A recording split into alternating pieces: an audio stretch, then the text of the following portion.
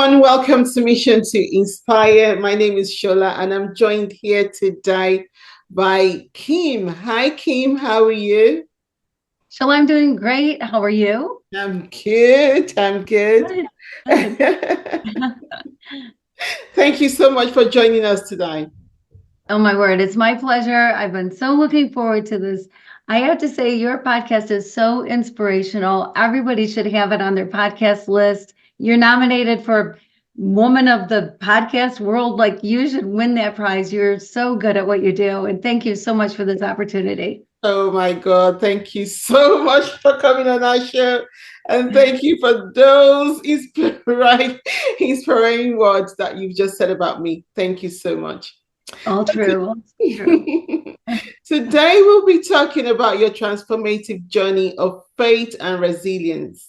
So, going through your profile, I know that you are into humanitarian. You're a popular speaker, and you're the author of two powerful books that delve into life's most profound challenges and discoveries. So I'll leave it at that. I know your first book is titled Cry Until You Laugh.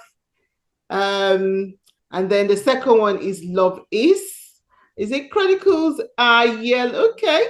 Love Is. Right. Okay. Do you want to tell us more about you, Kim? Sure. Well, yeah. I write, I speak, I'm a TV and podcast host, and I love people. I love meeting people. I love people. I think that the world would be a different place if we would just all love each other and Yeah, let people be who they believe God has created them to be, and just love is just the most important thing. that's very true. Love actually makes the world spin around, and if we can just love each other. That's right. Okay, let's talk about your book. Okay. So, your first one, Cry Until You Laugh, shares a personal story about you and your husband. Do you want to tell us a little bit about that book? Yeah, absolutely. So I went kicking and screaming to a mammogram. I thought that there was no breast cancer in my family. There's no way I have breast cancer. And why do I have to go get a test? But the test revealed that I needed more tests, and and then I led to a phone call on a Friday afternoon at 3 o'clock in the afternoon telling me that I had breast cancer. Oh my And God. yeah, which is such scary words to hear. And I didn't know what to think. And it was Friday afternoon. I couldn't ask questions. And so I just didn't know what to do. I went to the bookstore. Everything was either depressing or real medical. And I thought, gosh, I just want to know what it feels like. I just want to know. And so I started writing so that somebody else maybe would want to know what it's like to go through it. But my writing turned out to be much more than just I'm going to the doctor tomorrow kind of thing. It was how I was feeling and what life was like. And and before I knew it, 5,000 people were reading what I was writing. And so apparently it did somebody something. And that, so all those writings became a book. I wrote for a little over a year, but true, when I was diagnosed and going through breast cancer, and people would say to me, Shola, I don't know if you've ever heard somebody ever say, but like, why you? But people would say, why you? Why you? You do this, you help people, you're nice, you do this and that. And my response always was, well, why not me? Like, why would I be immune? What would it be about me that, I don't think God is in heaven going, you stole that pack of gum when you were in sixth grade. So when you're 47 years old, I'm going to smite you with breast cancer, right? I Yeah. mean, that's just not how it works. I mean, it's so random. You just don't know. Hmm. And so, 4 months into my diagnosis, and as I was going through treatments and everything that I needed to do, my husband was having stomach problems that whole time. And 4 months in, we found out that he had pancreatic cancer. Oh my God. Yeah, oh my word. It was such a blow. We had no idea, the doctor thought he just had a nervous stomach, because he was nervous about my cancer, and then to find out of all cancers, pancreatic cancer, which is not something that is curable. And we didn't know what to think. But we went away from that doctor's appointment when we got the definitive diagnosis for him, saying, Lord, either heal him like you did the lame and the blind, right? The deaf, or the ultimate healing of heaven, but please don't let him suffer. That was our prayer, that he wouldn't suffer. And I'll tell you, God honored our prayer.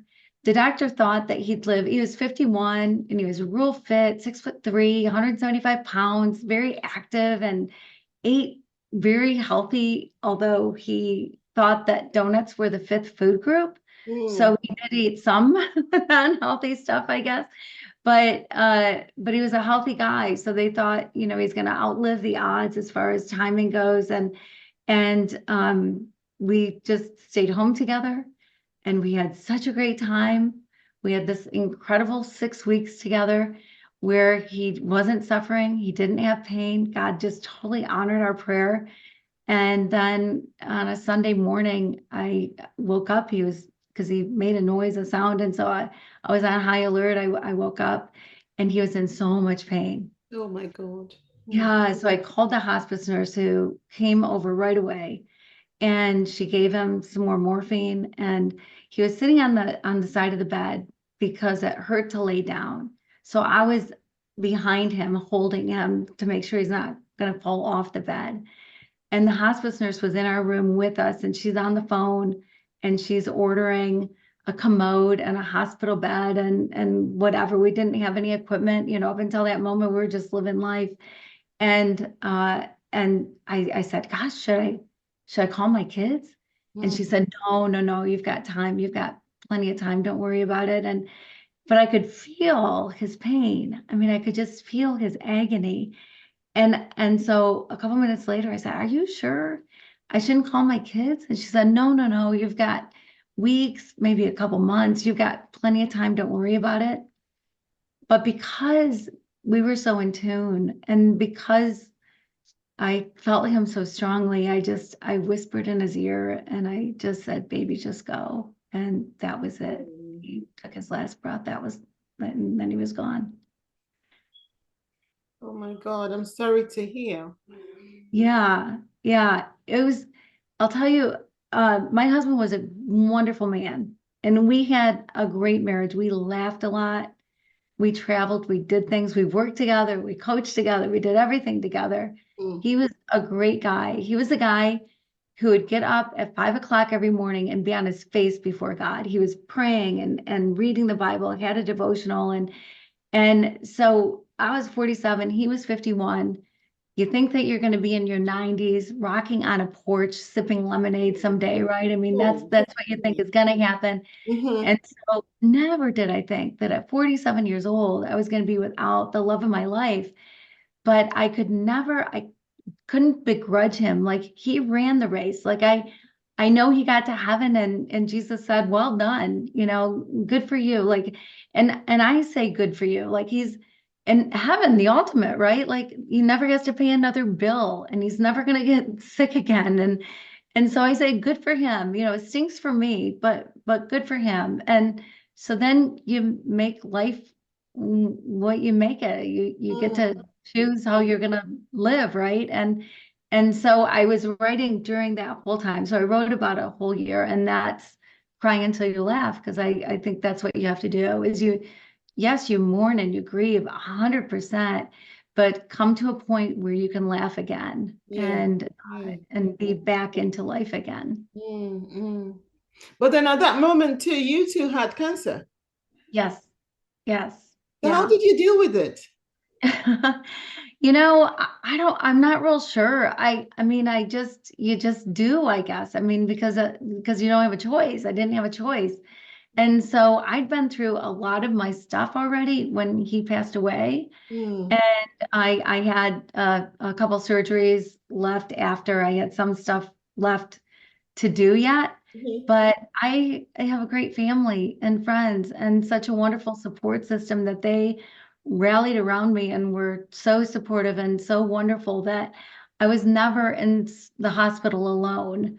They never, like I wasn't left to try to fend for myself coming out of surgery or anything like that. People Mhm. were there for me, and I appreciate them all so much. And so that I think really is what helped me through it. Helped you through it all. Wow, wow. And then your second book, Love Is. Yeah. Yeah, Yeah. Yeah. Well, so uh, losing my husband made me question some things, right? Like, it just kind of made me want to make sure that I was honoring him with living my life the best way that I could. And right. so, there's the whole WWJD thing, right? What would Jesus do? But Jesus is different to everybody. Even among Christians, Jesus is different, but in the world, to some he's a heretic, to some he never existed, to some he's a prophet, to some he's light and life and peace and all things good and love. And so what would Jesus do could be answered different ways by different people. Yeah. And but love, John says that God is love, not that God loves, but God is love. So Mm, if you can be love, if I can be love, then I'm living the way God wants me to live. that's true. But what is love? I think if we put a dozen people in a room, you're probably going to get 12 different answers to what is love. Mm, So I decided I was going to dedicate a year to figuring out the true meaning of love. And I was in Haiti because I was working. There was an earthquake in Haiti right. that killed 200,000 people. And Mm, so for several years, I was in Haiti at least part of every month and helping and working. And so that's where I figured out what love is. I took 1 Corinthians 13, that you hear at every wedding, you hear all the time, right? Like love is patient, love is kind, doesn't envy, does not boast. It's like your eyes glaze over because we've heard it so much. mm. But I decided I'd take one word or phrase a month and figure out, well, what is love that is patient? What is love that is kind? And the things that I found out just blew my mind, rocked my world, and changed my life. It was an amazing journey. Wow. What were the things that you found out then? Well, I'll tell you, if I only would have done the first month, my life would have changed. My life was different after the very first month. And it's love is patient. And I thought, oh, this is going to be easy. I know what patience is. You know what patience is. You're not honking your horn if you're stuck in traffic, right? You're not getting mad because your 3-year-old can't find his shoes and you're trying to get out the door, or whatever it is. But I found out that love that is patient, which took me all month, by the way, every single month. It wasn't until the end of the month that God kind of hit me over the head with something that I go, oh, now I finally get it. And what I figured out is that if you put love is or love is not in front of anything, it changes the meaning. So love that is patient, Hmm. it means that you recognize you love everybody. We're just supposed to love everybody, right? Yeah. So you love whoever it is that you're with, whether it's your spouse, your child, your best friend, somebody at the grocery store, whoever. You recognize that this here right now is the most important moment of your life. What's in the past is in the past. What's in the future is yet to come. This is the most important moment. And so, if this is the most important moment, you want to be fully present, fully engaged, fully listening, right? And I'll tell you, I stunk at this. I was horrible. I thought I could be in conversation with somebody, hearing them, and thinking about who has to get to soccer practice, what I'm going to make for dinner, how much laundry I've got going, a meeting later, whatever it was at the same time. And I realized I am not that superwoman who can multitask my brain that way. And so it took me a lot of practice to really practice love that is patient and be fully present, fully here. But when I got it, the more I practiced, the better I got at it. And when I got it, everything changed. I heard things I never would have heard because I heard what was actually being said. instead of assuming I know what's going to be said based on what I know about somebody or Wow. whatever, I heard their actual words, and I heard more than their words because so Mm, much of our communication's nonverbal. And so, we're texting, we don't see somebody's expression on their face. We don't feel any inflection in their voice or anything. that's But true. when you're with somebody Mm-hmm. and you're fully engaged, Mm, man, it just it changed everything for me. that's everything. Yes. Your experience when you were in IT, what was it? Because I think you brought both fear and enlightenment during your quest to discover love's true meaning. How was that experience for you? Well, I love Haiti. Haiti is I work in other countries as well. Haiti is the toughest place to work. Haiti is the poorest country in the Western Hemisphere. Uh, Mm, the average Haitian lives on less than $2 a day. The average Haitian eats 3 meals a week. I mean, it's tragic. It's this country that is full of incredible people living in horrible conditions. And so the people of Haiti are what make Haiti wonderful, and the people are wonderful.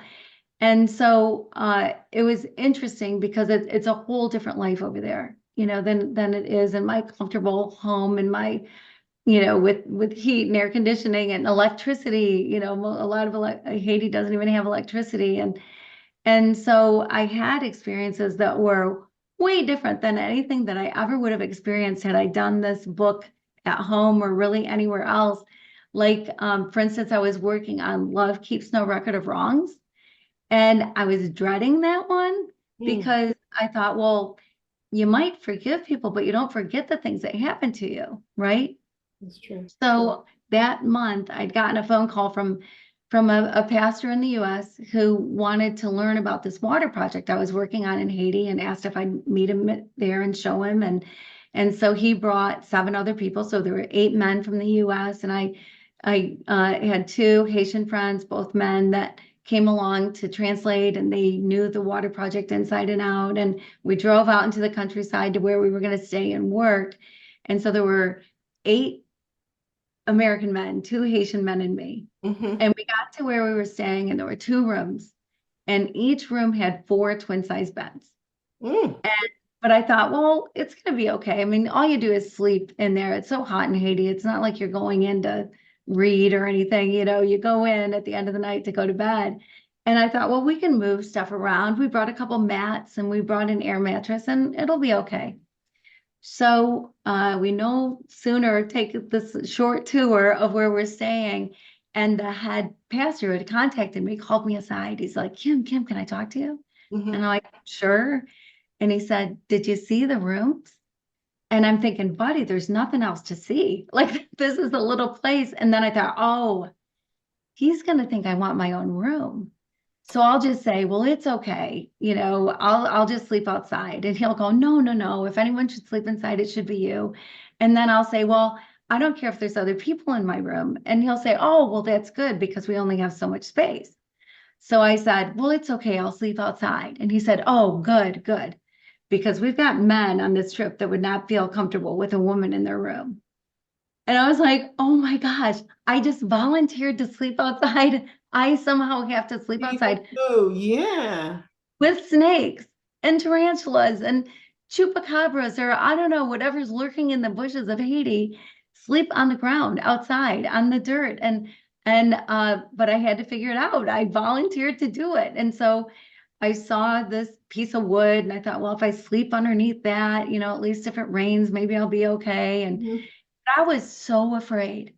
I was scared to death because there are these things and I didn't know, like, what does the Haiti even have? We're way out in the countryside. What if something bites me? What if something with venom bites me? Or, am I going to live through this? What's going to happen?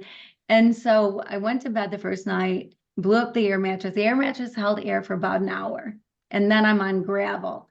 And it was so loud because dogs were barking and horns were honking and finally, sometime after midnight, 1 a.m. or something, that died down. And then shortly after that, voodoo drums started in the distance. And then that kept me awake. And that stopped maybe 5 a.m. that I was finally able to get some sleep. So the first night came and went and everything was fine. Second night, same thing. After an hour, I'm on gravel, the dogs, the horns, the voodoo drums. Finally, I'm asleep. But I woke up because there was something on my leg. And I was terrified. I thought, man, am I going to be able to get airlifted to Miami in time to save a limb? Like, what is this thing on me and what is it going to do to me? And I was so scared. And I slowly lifted my head and I slowly opened my eyes. And it was a chicken. There was a dang chicken on my leg. I didn't know. I didn't know whether to be happy because it wasn't something so much worse Oh or my God, Kim. Oh right. Jesus. Oh Jesus. So, oh gosh. And so the third night, same thing, but third night came and went, no problem. Fourth night, same thing. I'm on the gravel, dogs, horns, voodoo drums, finally asleep. And again, I woke up because again, there was something on my leg. And again, I was scared to death. And so I slowly lifted my head so not to jerk and startle it and slowly opened my eyes. And again, it was the dang chicken. Again, I didn't know whether to be mad or happy. And so, but that night we had chicken for dinner. So the fifth night came and went and no problem whatsoever. And I gotta say, at first I was bitter. I thought, who do these guys think they are? Like, it wasn't a matter of gender. I was being treated subhuman, right? Like, who are they to tell, make me sleep outside? But yet I volunteered. But even so, not one of them said, what are you doing sleeping outside? You know, I mean, nobody stepped up. And I thought, gosh, I hope my sons wouldn't Mm, let somebody sleep outside. Like everybody should be able to sleep inside. I'm not less than them. And that's how I felt I was being treated. And what is this? And so I was bitter. I was angry. And I thought, who do these guys think they are? What is this? And then it occurred to me, love keeps no record of wrongs. mm, And and what that means is we write our own narrative. We're in charge of our own narrative. So the things that happen to us, we decide how we take them. We decide if we're going to be mad and bitter and angry and hate that person, or if we're going to treat it as something we learn from, or if we realize it really wasn't something against us. mhm, But we write the narrative. We decide how we're going to take things. And so yeah, you don't forget things that happen to you, but you can shift the narrative so that you're not bitter and angry, that you can change the story because you're in charge of your own story. And so like with this, I changed the narrative from being, oh my gosh, these rotten guys that did this terrible thing to me, yeah. to now I could literally sleep anywhere in the world and be perfectly fine. And and so that is what love keeps no record of wrongs is all about. And Mm, so month after month, I just had things like that happen where I was like, oh, now I get it. Now I understand what it means. wow. Wow. What a remarkable story and journey. Oh my God. Oh my God. I hope it wasn't that chicken that you guys had for dinner though. Well, it happened to be that chicken. Oh, So that's why I was undisturbed on the last night. It was the only chicken in the yard. it Yeah. was the other chicken in it. Oh my God. Oh my Jesus. Oh God. Okay. Let's move on.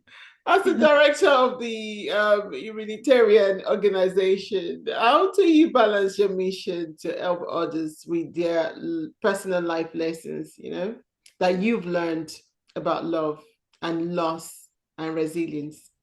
Yeah, well, one thing about love is that you realize that one thing that I recognize with knowing as much as I know and understanding what love truly is that we're all walking on the same earth.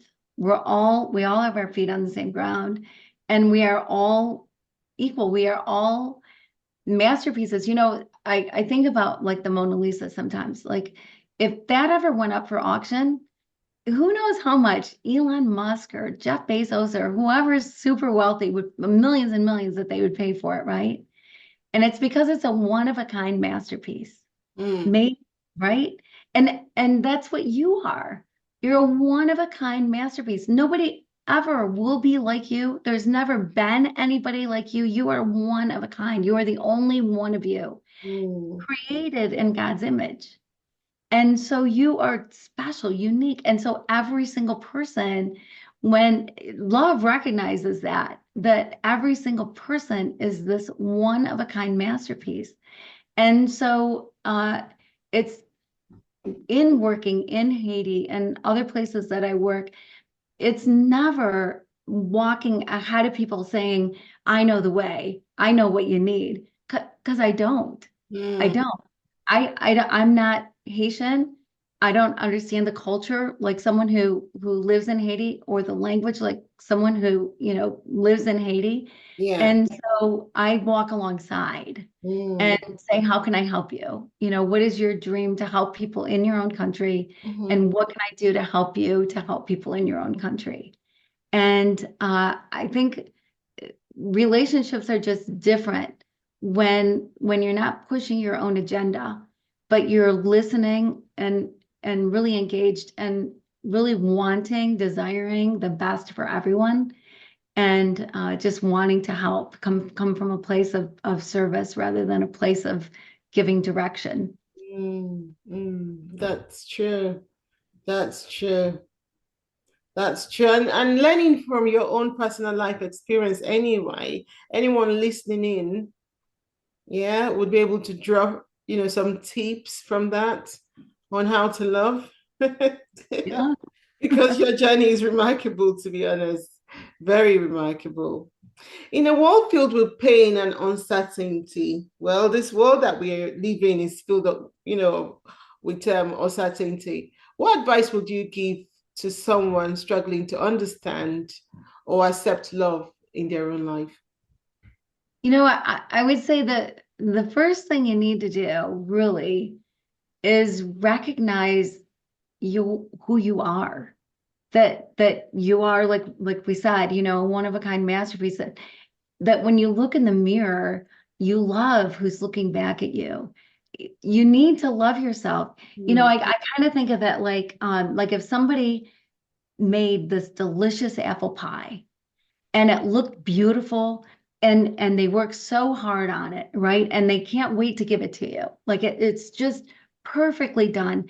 And they didn't just make the pie, they made the crust, which not always easy to make pie crust, right? mhm, And they had to not just cut up the apples, but they grew the apples. They picked the apples from the tree. And not only that, they made the tree that grew the apples. They made the ground that made the tree that grew the apples, right?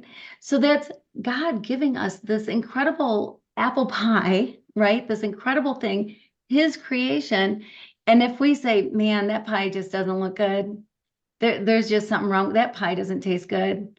That pie over there looks so much better than this pie. mm, It's kind of an insult to God who created you to look and be who you are. And it's beautiful. It's the world that decides who gets on magazine covers. It's not God who decides that. mm, We're mm, all of equal beauty, the beauty comes from the inside. We should be looking at people. Every morning I pray, Lord Jesus, let me see people the way you do. Let me see people's hearts. Let me see people through your eyes. And it's remarkable when you pray that way that God answers your prayers. And so look to the heart of people and look inside yourself and realize that you are worthy of love. You are worthy of love. Your past doesn't matter. Where you are doesn't matter. Nothing matters. It doesn't change anything. You are still this magnificent work, this magnificent creation that you should love. So if you love yourself first, it's so much easier then to mm. truly love other people. Other people, yeah, yeah. We need to love ourselves. We are the most important person. Yes. Yeah. After God, we are the most important person. We need to love ourselves. Thank you so Mm. much for joining us today, Kim. Any My inspirational advice for people out there? My biggest piece of advice besides buy Love Is, if you want to know more about love, Love is the name of the book. But my biggest piece of advice is listen to this podcast. Put it on your favorites list because it's so good. It's not just my story, it's story after story after story. I don't know how you connect with so many amazing people, but you do. And then you do such a great job of helping people to tell their story. And so thank you so much for this opportunity. Thank you so much for coming on our show, Kim. Thank you so much. We are honored to have you on here. Oh, thank you. Thank you, everyone, for joining us today. And we think you would keep watching, keep downloading, keep listening, as Kim said. Thank you, Kim, for joining us today. My pleasure. Bye. Bye, everyone. Subscribe if you haven't done so. Like, follow, comment. Until next time. Goodbye.